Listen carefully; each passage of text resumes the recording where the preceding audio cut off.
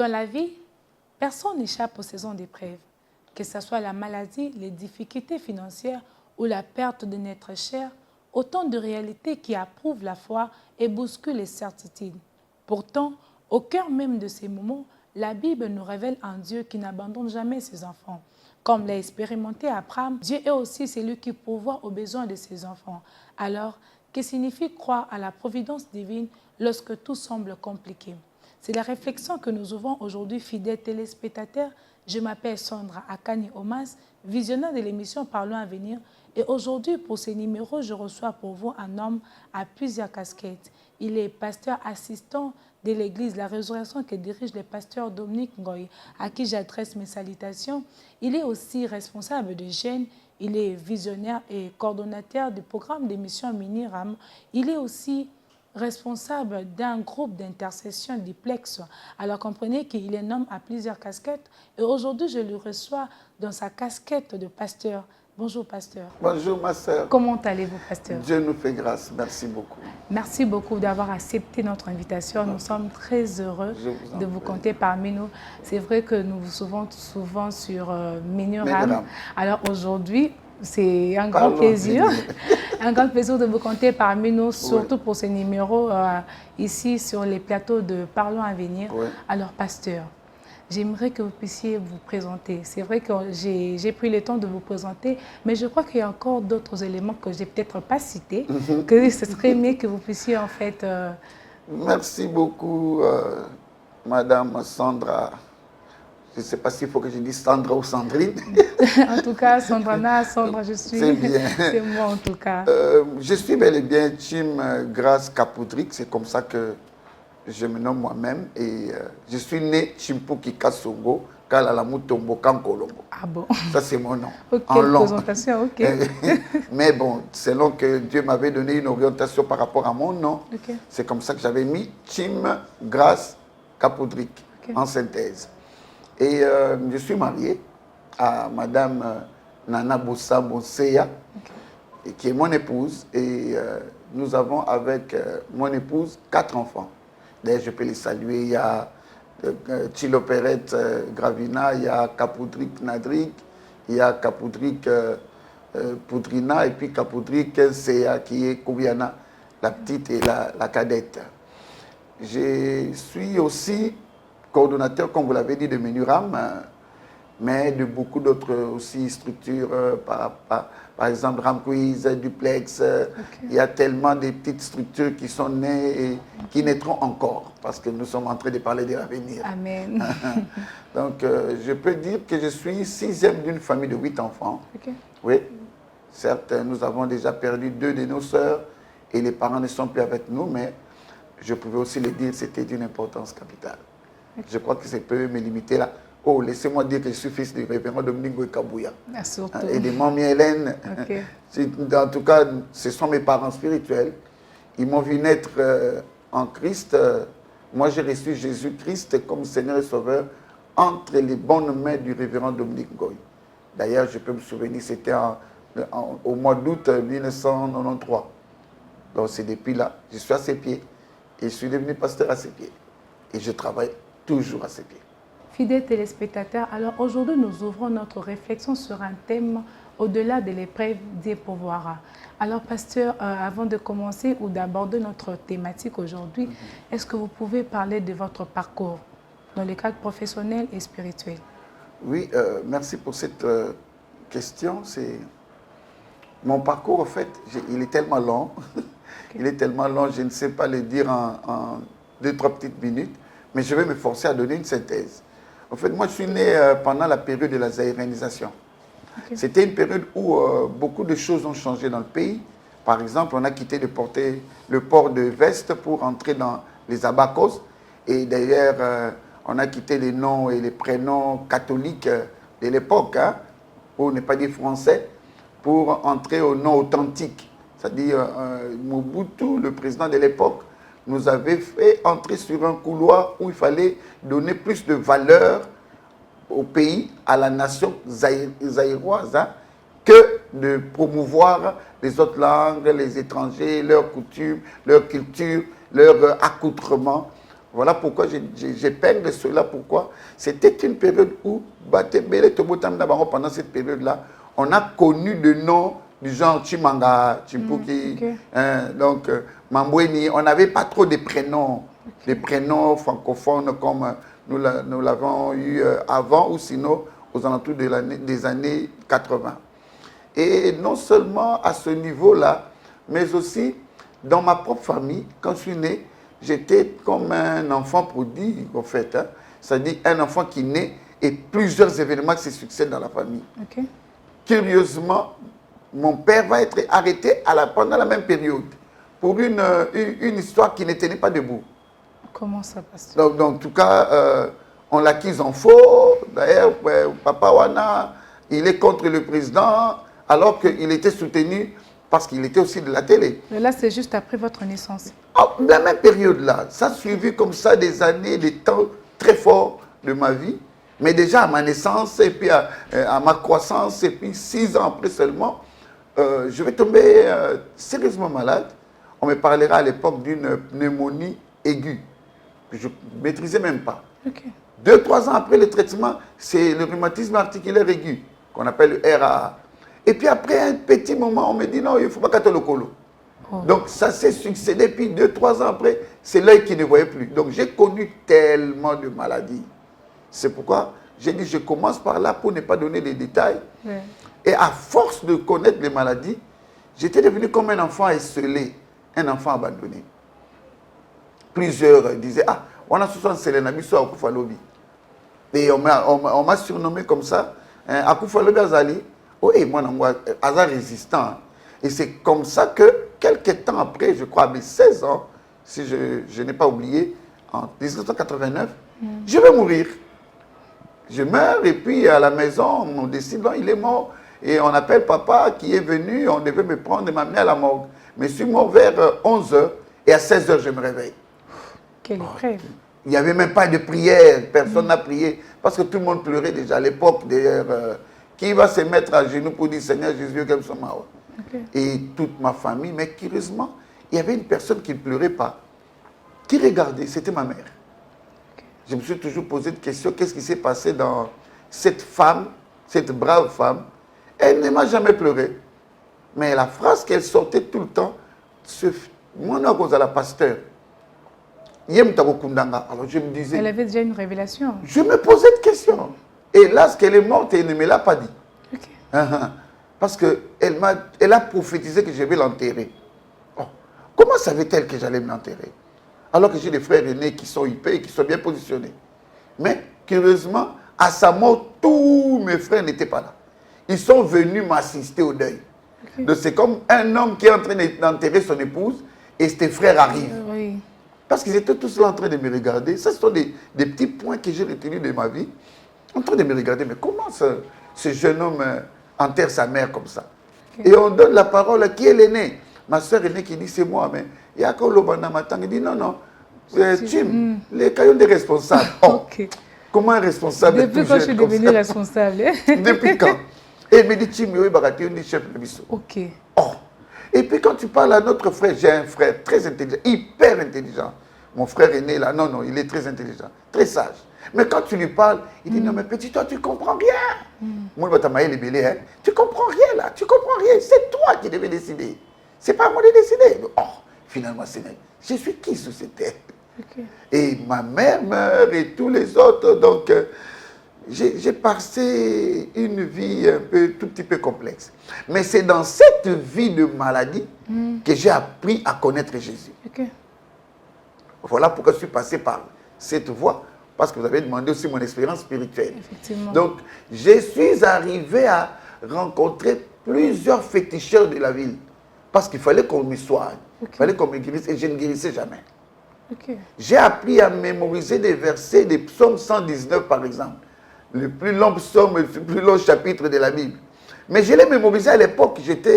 J'avais 14, 15, 16, 17, 18 ans. Je pouvais les réciter en tête. Pourquoi? C'était des formules qu'on me donnait. Autant de psaumes pendant 40 jours. Alors, je les faisais. Et j'ai appris à lire la Bible.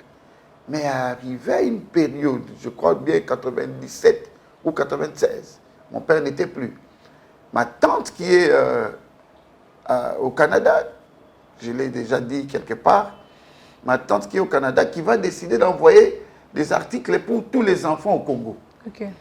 Mais à tout le monde, elle envoie des vestes, elle envoie des chemises, elle envoie des valises pour tel, basket. Mais moi, on me donne une grande Bible, une grosse Bible là. Ah bon? On me dit, ça c'est la Bible de Thompson, ta tante est là. Je te dis, oh. Okay. Bon, puis il y a une veste. Oh, il y a une veste. La Bible, la Bible. Pourquoi la Bible, là? Oh, il y a une Bible. J'ai dit, ah bon? Il dit, oui. Quand tu as parlé de la Bible, c'est pour être acheté la Bible. Et à l'époque, la Bible de Thompson coûtait $100. J'ai dit, mais comment on gaspiller $100 pour la Bible? Mais je ne savais pas. C'est ça. En 97, j'ai écrit sur la Bible Pasteur Jim. En 97. Là, vous n'étiez pas encore pasteur? Non, je n'étais pas pasteur. Et puis, je n'avais même pas l'intention d'être pasteur. Okay. Je faisais la médecine. Okay. Et j'étais un bon médecin, un jeune là, qui soignait très bien, qui prenait... J'étais en stage ici à l'époque, d'ailleurs, en Galema. Mais d'où est venue l'inspiration du pasteur? L'inspiration du pasteur, c'est-à-dire, cette Bible-là m'a poussé à lire. Lire. Et puis un jour, Dieu me parle. Il me dit, regarde, lis Esdras 7, 10. Oh. Okay. Quand je lis le passage qui me dit qu'Esdras c'était un bon script appliqué à la parole. Okay. Et Dieu me dit, tu devras commencer à t'appliquer à la parole. Okay. Je t'attends au service. Eh, médecin. Tu vois, les gens ne le savent pas. Là, c'est après la mort de maman. Non, maman est morte il n'y a pas longtemps. Maman est morte il y a, je crois, 8-9 ans. Ah, okay. Mais bien avant la mort de maman. Okay. 97, 98, 99. Okay. Maintenant, c'était une guerre parce que tu es étudiant en médecine. Tu commences déjà à porter les blousons. Blousons, tantôt c'est la blouse blanche, tantôt c'est bleu pour la salle d'opération. Tu es en train de t'exercer. On t'a précisé, j'ai fait, je crois bien, à une période 76 en termes de tests en Galema. Okay. Devant des grands professeurs comme le docteur Chamala. Okay. Il te donne des cotes comme ça. Tu te dis, ouf. Et puis Dieu te dit, non, non, je t'attends ici. C'était compliqué. Alors maintenant, c'est la guerre entre Dieu et moi. Et j'ai commencé à m'appliquer et dans la Bible et dans ma médecine. Après, Dieu me dit, attends, tu vas voir. Dieu ferme l'université. C'est-à-dire, je me suis rendu compte que c'était vraiment Dieu. Pourquoi? Tout celui avec qui nous étions en médecine était obligé d'aller au Katanga parce que ici c'était fermé, c'est une université privée, vous ne pouvez pas continuer. Okay. Tout le monde s'en va. Quand ça arrive à mon tour, on me dit, toi tu ne peux pas partir. Wow. Mais je dois faire mes 2 ans qui me restent. Ah, nous sommes désolés, tu ne pars pas. Je me suis battu, même en famille, je n'ai pas pu. Je n'ai pas pu. Et tous mes amis sont devenus des médecins. C'était déjà une préparation de Dieu. Dieu me disait, préparait des gens. Je t'attends ici. Oui. Et c'est comme ça que Dieu a commencé à m'attirer, à me retirer de certaines personnes, de certains circuits.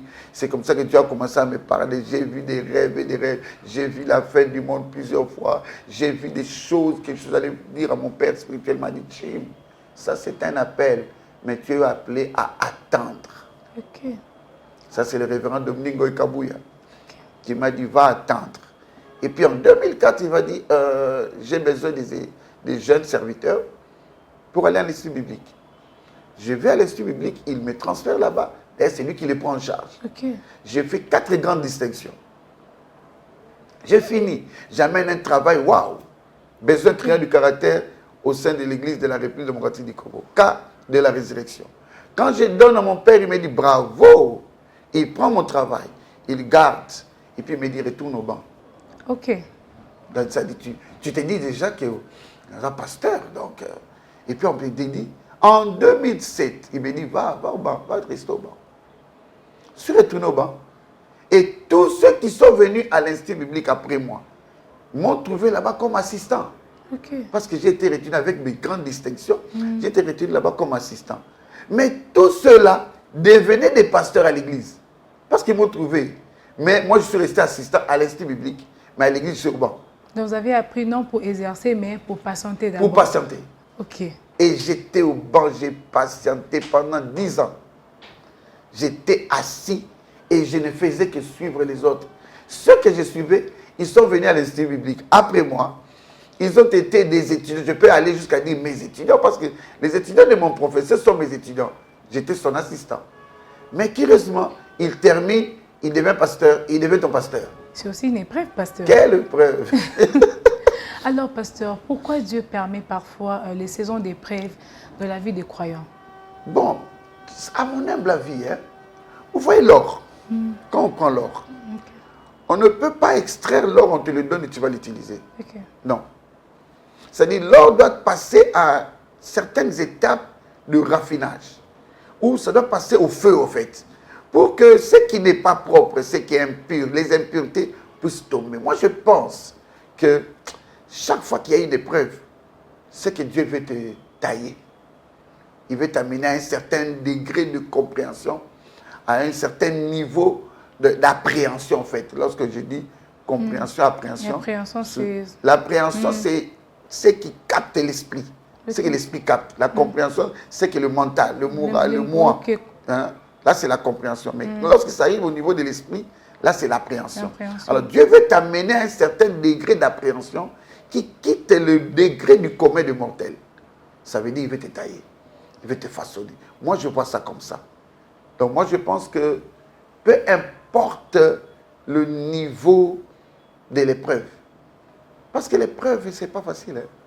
On en parle théoriquement, mais lorsqu'on le vit, allez poser la question à la personne qui le vit, elle vous dira. Donc, certainement, il y a quelqu'un peut-être qui nous suit, il s'est dit, bon, pasteur, tu ne sais pas ce que je traverse. Exact. Vous l'obara, pasteur, mais ce que j'ai vu en tout cas actuellement, tu ne sais pas. Je ne sais pas si vous êtes déjà arrivé, mais moi, si, et j'ai parlé avec plusieurs personnes. C'est-à-dire, quand quelqu'un se présente devant toi, il te pose son problème. Tu commences à te poser toi-même la question à l'intérieur sans qu'il ne le sache. Tu dis, bien. Effectivement. Comment il y a cause dans cette situation? Je donne un exemple qui me vient à l'esprit. Un ami d'enfance, il vient chez moi vers 19h30. Et il me dit, pasteur, est-ce qu'on peut parler? Il n'y a pas de problème. Il dit, pasteur, j'ai faim. Je dis, tu as faim? Mais on te donne un pain ou sinon le riz, là, tu manges. Il dit, tu ne comprends pas. Pasteur, je quitte chez moi chaque jour à 7 heures. Je laisse mes 3 enfants à la maison. Ils m'attendent. Ils n'ont rien à manger. Ils ne vont pas à l'école, nous n'avons rien. Je quitte l'UPEN et je viens jusqu'à Lemba pour donner cours à un monsieur qui arrive quand il veut, il fait ce qu'il veut. Et pour qu'il me paye 3 000 francs par jour. Mais de l'UPEN jusqu'à Lemba, je fais le pied. Quand il arrive, il fait le pied. Il doit attendre le monsieur. S'il arrive à 13 heures, il y aura cours à 13 heures. Des fois, le monsieur arrive à temps, lui, il n'est pas là, alors le monsieur se fâche. Voilà pourquoi il s'est donné la discipline. Pour ne pas voir ses enfants mourir ou pleurer, il fait comme un Agar. Il laisse son enfant très loin. Et le monsieur revient. Quand il quitte le cours, des fois il donne cours jusqu'à 17h, 18h. Il commence à faire le pied. Il doit retourner avec ses 3 000 francs en poche pour arriver à l'UPEN. Alors il vient maintenant m'expliquer, c'est midi pasteur. Les lousiko, papa a été. On a 3 000 francs, je me suis rendu compte que le même jour, mon épouse venait de dire à ses enfants, vous jetez à manger. Vous ne savez pas qu'il y a des gens qui pleurent pour avoir des fils comme gobelet. Oui, c'est ça. Alors en tout cas, je ne suis pas d'accord avec. Maman a tonné à la maison. Quand on a donné un petit lait qu'on avait, le monsieur est parti, j'ai appelé mes enfants. Je leur ai dit, vous avez entendu ce que maman avait dit? Vous avez vu le papa là? Juste pour 3 000 francs qui manquent. Il fait aller-retour le pied de l'IPEN à l'EMBA tous les jours. Les enfants ont pleuré. C'est-à-dire, l'épreuve, c'est bien d'en parler comme ça, mais le vivre une épreuve, la vivre devient une autre dimension des choses. Je peux vous donner des témoignages comme pas possible en termes de santé. Mais je laisse d'abord la parole.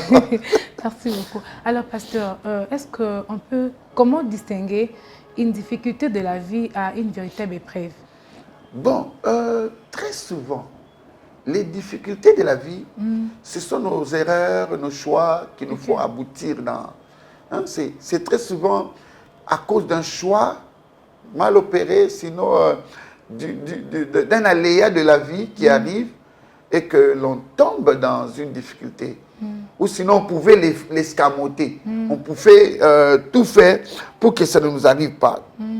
Des fatigues, des imprévus financiers, des problèmes de santé. Peut-être qu'on t'avait dit, ne mange pas ceci, tu as mangé quand même, et tu es en difficulté sanitaire et tout ça. Ça, c'est normal.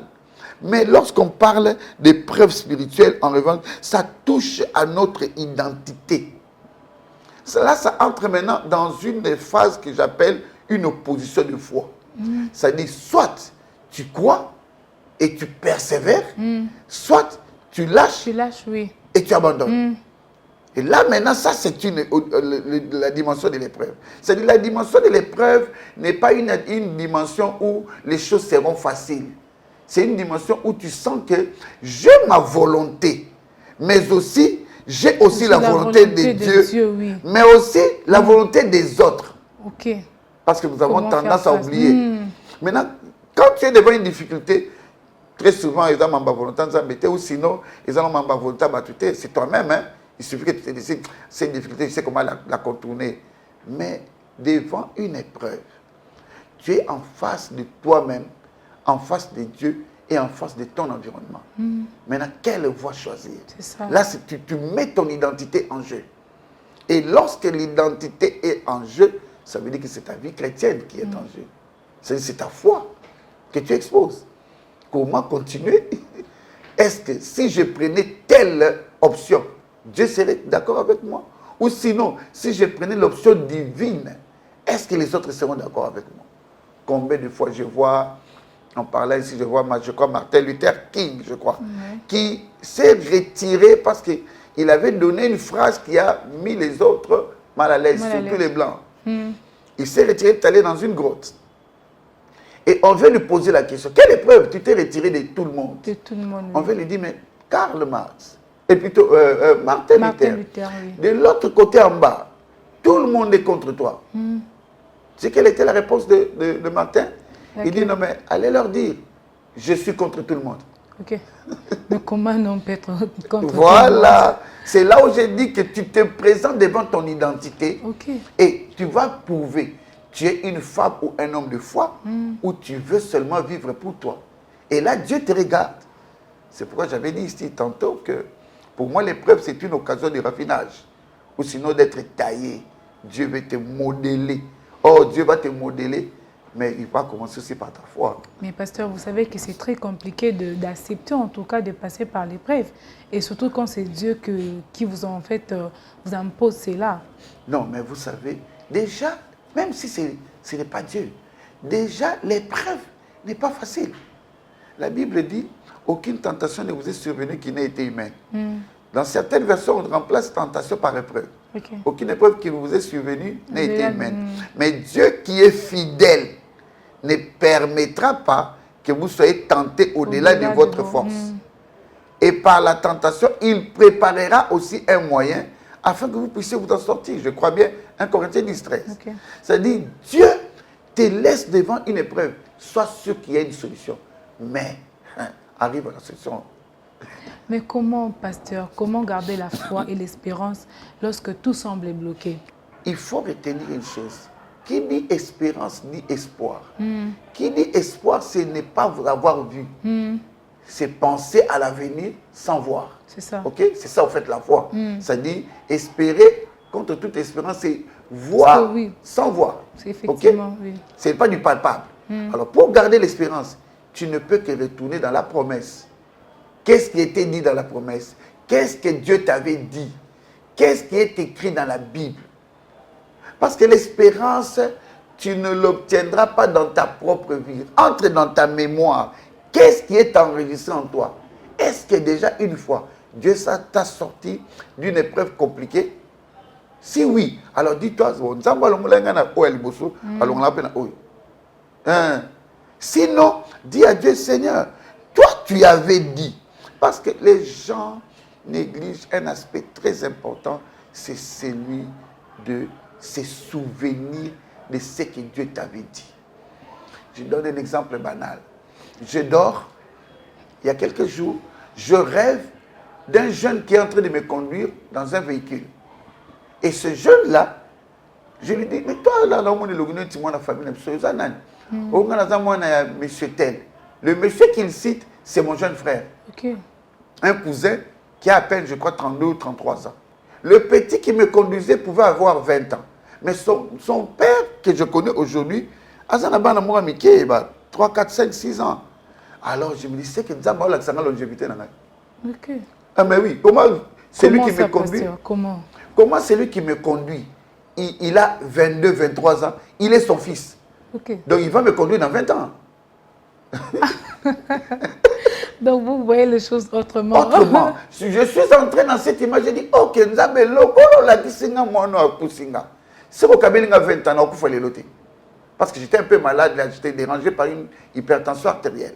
Et Dieu m'a permis de voir le fils de mon jeune frère, alors que lui aujourd'hui il a des enfants qui ont à peine 5-6 ans. Okay. Je le vois à plus de 20 ans. J'ai dit à ceux qui pétuent à plus de 20 ans au Poussanga. Donc, je ne mourrai pas.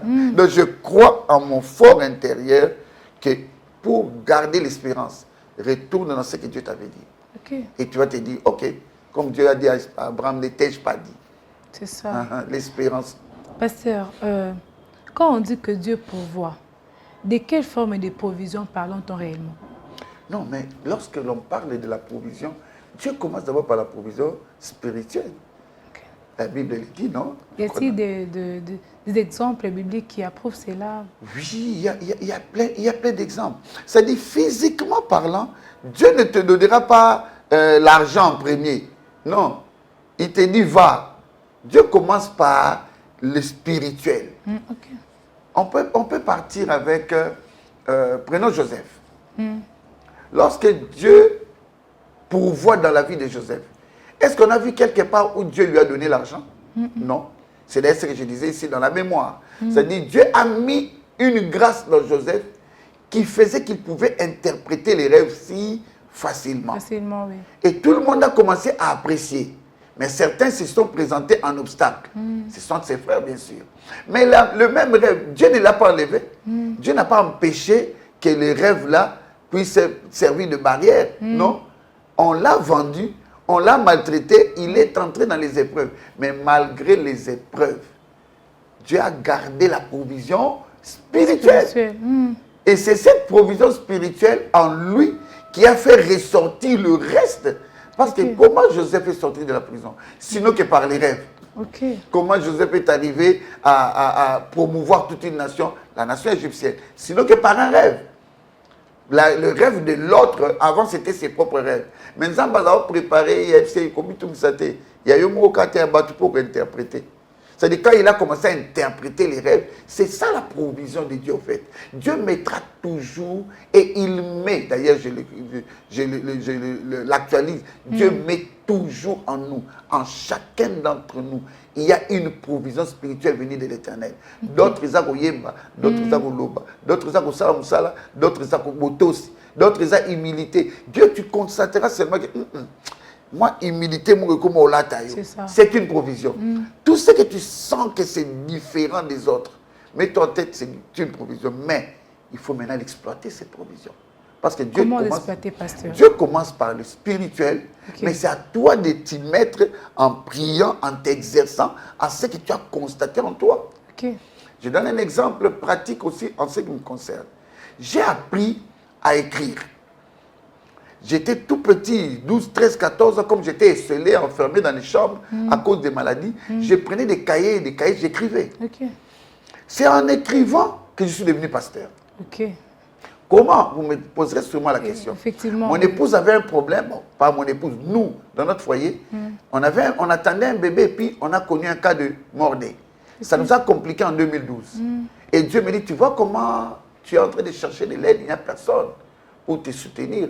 Alors à partir de maintenant, tout ce que tu écrivais pour les autres, et tu écrivais pour toi, commence à écrire pour les autres. C'était une provision qui était en moi, un talent. Et c'est ce talent-là, ce don-là que Dieu a mis en moi, que Dieu commençait à exploiter. J'écrivais aux gens, l'Éternel t'aime, ne te retire pas de Dieu. L'Éternel a fait ceci. J'écrivais chaque jeudi. Et à 23h, je priais avec ceux qui recevaient les messages. Curieusement, 10, 20, 100, 1000. Et puis après, mon pasteur de mon département, le pasteur Tichi Béagrace, il va m'inviter pour témoigner de mon travail que je faisais en secret. Et quand je témoigne de mon travail en secret, et on prend mon idée, on l'associe au département d'évangélisation, on crée ce qu'on appelle le ministère des SMS. Directement, l'Église a un ministère parce que Chim avait eu un talent, un don une bénédiction de l'Éternel juste pour écrire. Et ce ministère-là, petit à petit, Daddy m'appelle, et puis petit à petit, je suis devenu pasteur. Donc l'épreuve peut devenir un instrument de transformation et de maturité par rapport à ce que, vous avez traversé. L'épreuve va te pousser à grandir. Ok. Mais seulement, tu dois être flexible. Effectivement. Le problème avec nous, j'aime le pasteur Jean-Baptiste Soubé, qui dit l'épreuve met tout à l'épreuve. C'est-à-dire, lorsque tu te retrouves devant l'épreuve, ne pense pas que tout est fini. Tu vas te retrouver devant des complexités d'épreuves. Tu te dis, mais Seigneur, comment je me retrouve ici? C'est juste pour que tu grandisses. Quand je dis que Dieu veut te tailler, et ça n'est pas c'est-à-dire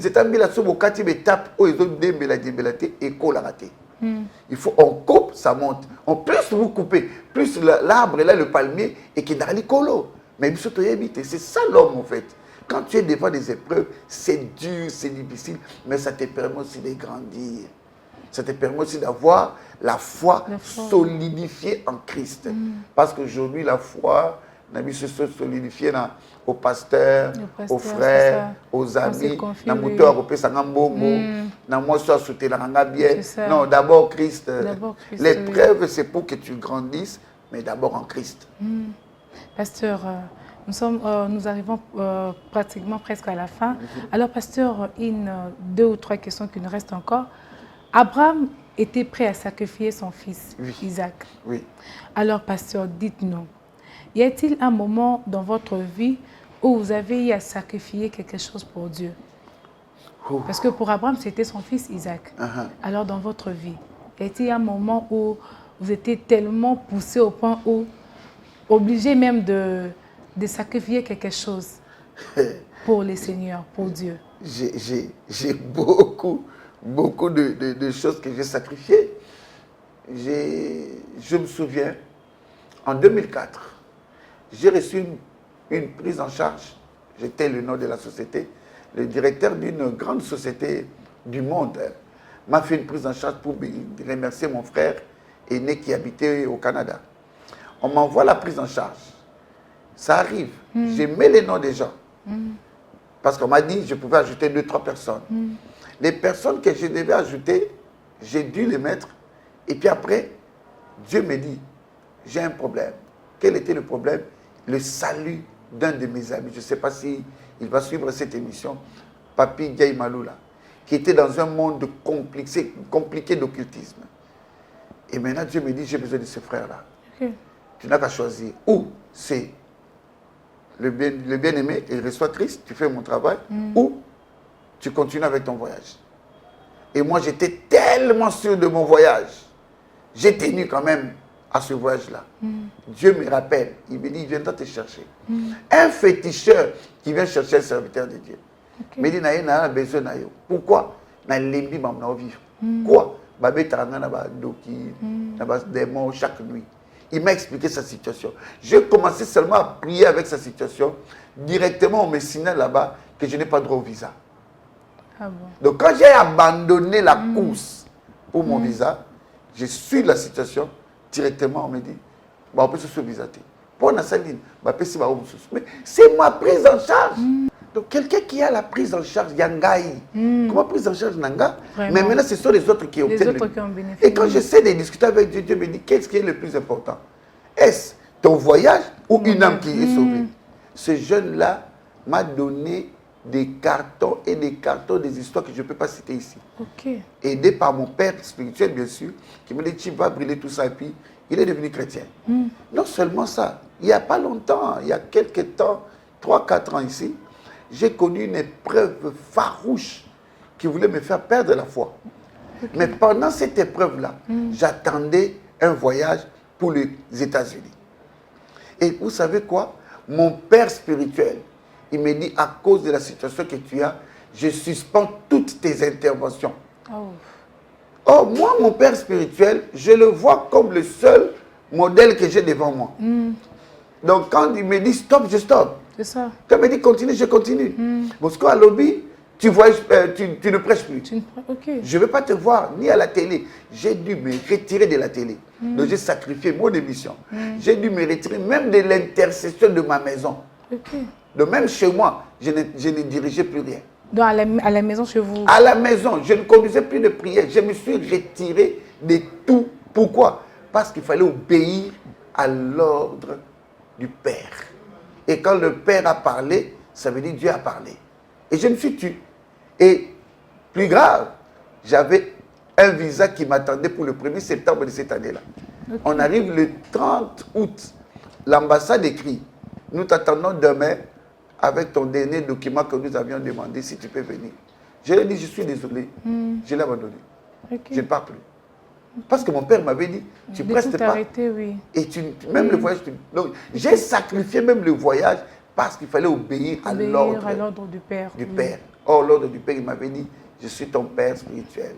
Tu arrêtes. J'ai fait des choses, selon que Dieu me le dit, tu arrêtes, tu attends. Okay. Et j'ai arrêté. Okay. Et j'ai attendu. Merci beaucoup, pasteur. Alors, quelle leçon spirituelle un croyant peut tirer d'une période d'épreuve? La leçon spirituelle, il y a beaucoup de leçons. Hein. J'avais parlé tantôt ici de l'humilité. Okay. Vous savez, lorsque vous êtes pendant une période d'épreuve, soyez humble. L'humilité va vous aider à comprendre comment se présente la situation. Je ne dis pas humiliation, je dis humilité. Sois humble. Ça dit accepte toute forme de remarque. Regarde Job.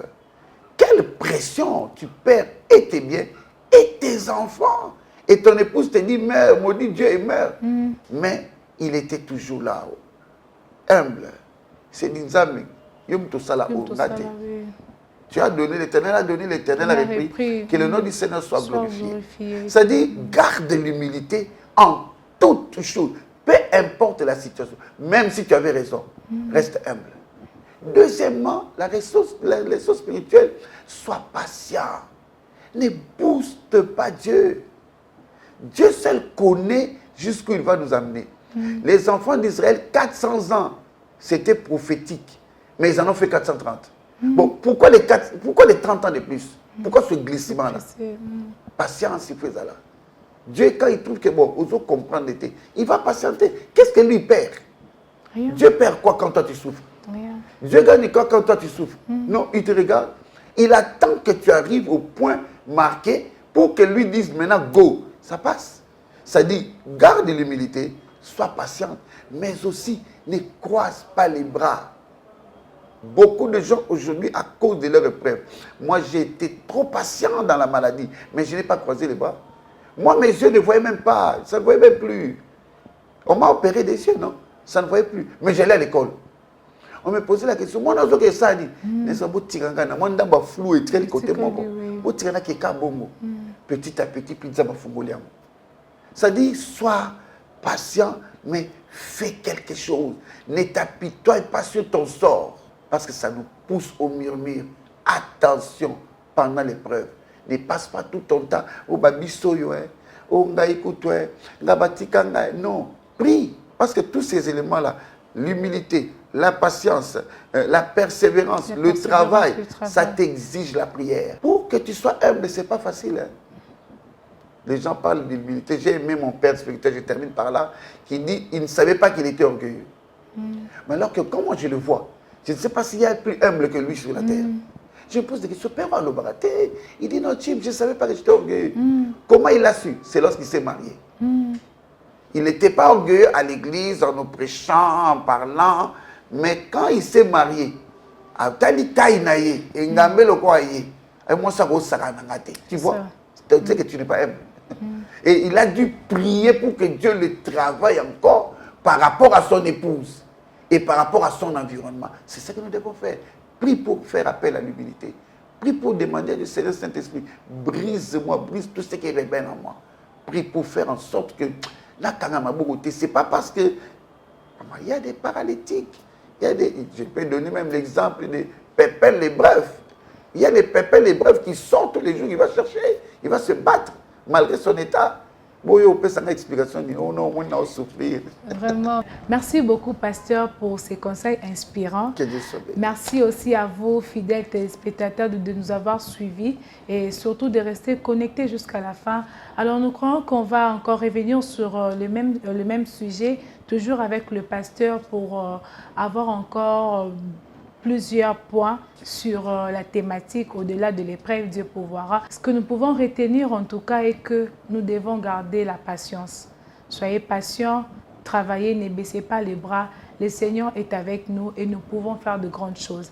Merci à vous. On se retrouve pour un nouveau numéro. Au revoir.